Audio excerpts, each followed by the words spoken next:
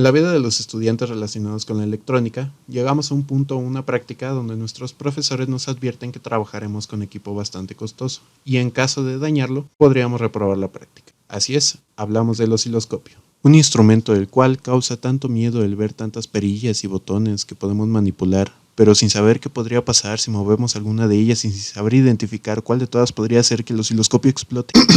Ok, no, pero te demostraremos que no es tan difícil de ocupar esta herramienta, así que si quieres aprender a ocupar el osciloscopio, quédate en este video. Nosotros somos estudiantes de la Ingeniería en Control y Automatización del Instituto Politécnico Nacional de la Escuela Superior de Ingeniería Mecánica y Eléctrica, Unidad Zacatenco. Esta es la práctica número 1 llamada osciloscopio del grupo 4AM7 y el equipo está conformado por Estrada Vargas María Fernanda, Guzmán Fragoso Luis Jesús y su servidor Nieto Martínez Eric. Un osciloscopio es un instrumento de medición principalmente para la representación gráfica de ondas eléctricas que varían en el tiempo.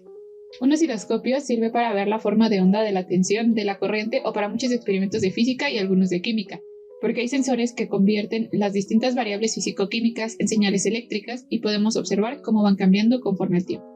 También un osciloscopio es muy útil para evaluar sistemas eléctricos, sistemas de potencia y es una herramienta de diagnóstico bastante valiosa para poder reparar radios, televisiones, variadores de velocidad, sistemas electrónicos y poder visualizar prácticamente cualquier señal. ¿Cuáles son las partes de un osciloscopio? Primero que nada debemos de saber que existen una variedad de osciloscopios que se dividen entre análogos y digitales. En esta ocasión vamos a hablar sobre el osciloscopio digital, que cuenta con un display y sus controles de configuración, canales de entrada, que en este caso son 2, perillas para la modificación del periodo y la amplitud para la graficación de la onda en cualquiera de los dos canales, botones de navegación, un trigger con sus respectivas perillas y botones para configurarlo ya sea el trigger interno o el trigger externo, terminales para la calibración del osciloscopio y en este caso también contamos con una terminal generadora de pulsos, un puerto USB para almacenar imágenes de nuestras gráficas y cuenta con otro puerto que nos permite conectarnos a otra computadora para poder ver la gráfica desde nuestra PC, entre muchísimas otras funciones más. Bien, aquí podemos observar que tenemos un osciloscopio más antiguo, es un osciloscopio analógico, donde vemos que tiene las partes fundamentales del osciloscopio, el cual es un display. También va a tener 2 canales junto con sus perillas selectoras para modificar la amplitud. Va a tener el control del periodo. Junto al lado tiene los controles para modificar las configuraciones del display. También va a tener las configuraciones del trigger. Y este osciloscopio cuenta con modos de trabajo. En este caso estamos en el canal 2. Regresamos al canal 1. Tiene un canal donde trabaja de forma alterna y de forma simultánea. Y aparte tiene un modo de trabajo donde lo que hace es sumar las señales e imprimirlas para imprimir una señal resultante. ¿Cómo funciona un osciloscopio? El osciloscopio permite la graficación de señales de tensión en función del tiempo, en donde el eje Y corresponderá al valor de la tensión y el eje X al valor del tiempo. Esto es por medio de una captura o muestreo de niveles de tensión en un tiempo específico, en donde el osciloscopio va a almacenar y analizar estos niveles de tensión para que por medio de una interpolación se determine el comportamiento de la señal que se está midiendo para así graficarlo en su display.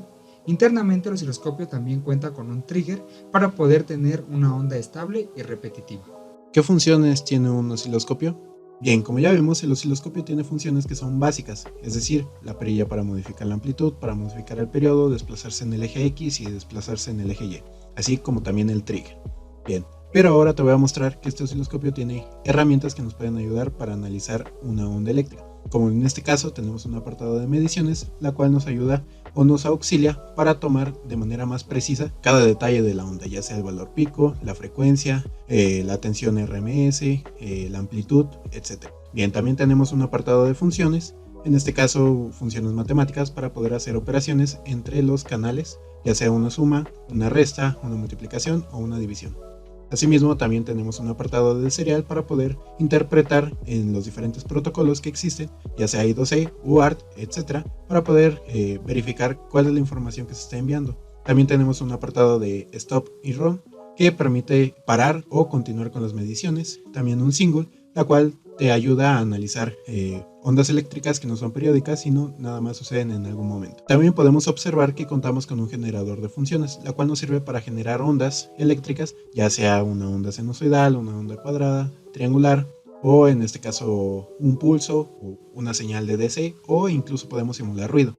Bien, ahora sí vamos a lo interesante. ¿Cómo es que se conecta un osciloscopio? Como pudieron observar, en el osciloscopio se muestra o podemos graficar lo que es una señal de tensión eléctrica. Por lo tanto, podemos asimilar que los instrumentos de medición, tanto del osciloscopio como el voltmetro, se pueden conectar de la misma manera, es decir, en paralelo a la carga a analizar. Bien, en este caso vamos a ocupar Proteus para poder simular el circuito, hacer nuestro diagrama esquemático y probarlo en físico. Comencemos. Bien, aquí tenemos nuestro simulador, donde lo primero que tenemos que hacer es buscar nuestro elemento para poderlo ocupar en nuestro diagrama esquemático. Una vez que lo tenemos seleccionado, vamos a hacer el circuito donde vamos a colocar nuestro elemento en el diagrama para después conectar lo que es su fuente de alimentación. Lo vamos a alimentar a una tensión de 5 volts.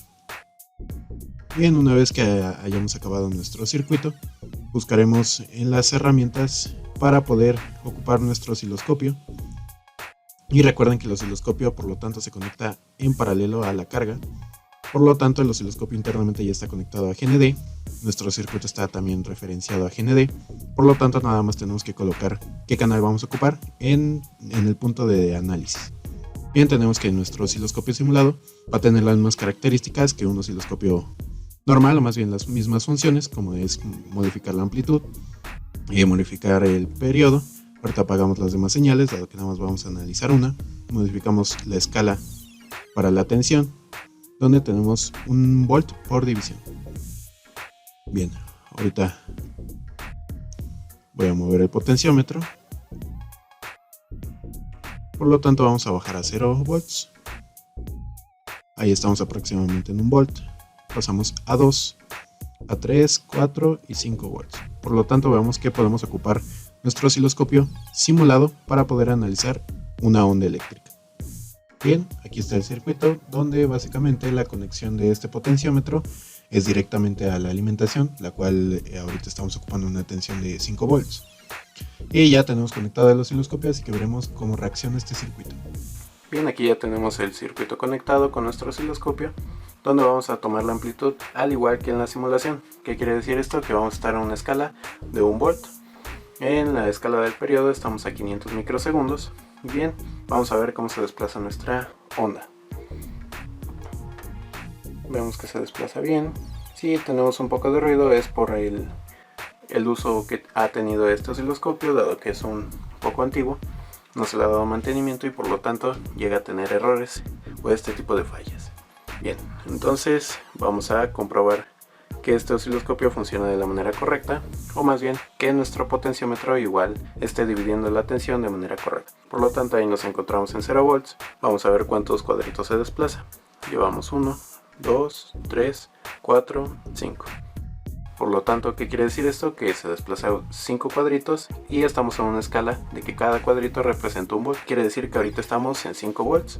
Si nos bajamos 5 cuadritos, quiere decir que ahora estamos en 0 volts. Una de las aplicaciones donde se usa el osciloscopio es para el equipo médico, como para medir la presión arterial, para el ritmo respiratorio, la potencia de un sonido o la actividad eléctrica en los nervios. También, por ejemplo, en industria automovilística para medir las vibraciones y para analizar señales analógicas y digitales. En esta práctica hicimos uso del instrumento de medición llamado osciloscopio, el cual nos ayuda a graficar un segmento de onda eléctrica para su análisis. Su forma de conexión es igual a la del instrumento llamado voltmetro, dado que ambos ocupan o miden la tensión eléctrica. Las partes fundamentales del osciloscopio es el display, canales de entrada, manipuladores para las magnitudes, ya sea de tensión o de periodo, y a consideración mía el más importante es el trigger, ya que nos ayuda a determinar el momento en el que se va a imprimir la onda para poder así mantener una señal fija y hacer un buen análisis de ella. El osciloscopio es un instrumento que nos ayuda a medir señales y a representarlas gráficamente. Normalmente lo ocupamos para el análisis de señales eléctricas de algún circuito e identificando los errores por medio de las determinadas funciones del osciloscopio. En esta práctica conocemos el osciloscopio, sus componentes y un poco sobre su manejo para la visualización de señales eléctricas. Conocimos que este dispositivo es un aparato muy completo que nos permite ver el comportamiento de la tensión en cualquier punto de un circuito eléctrico, ya sea que estemos trabajando con corriente directa o corriente alterna, si estamos trabajando con cargas resistivas o con circuitos RLC, que son muy importantes para un mejor entendimiento sobre los comportamientos eléctricos de nuestros circuitos.